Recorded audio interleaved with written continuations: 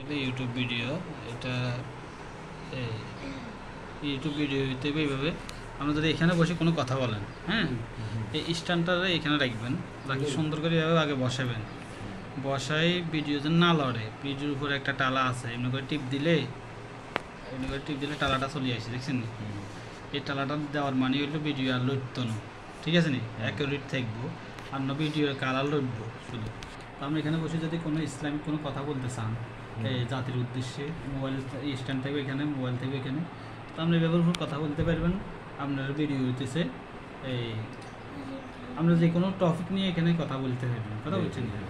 কথা বলার পর ভিডিও কাটে দিলেন, কাটে দিয়ে আমরা এই ইয়েটা আনি এলগা রিসিভ করবেন। মোবাইলটা হ্যাং করে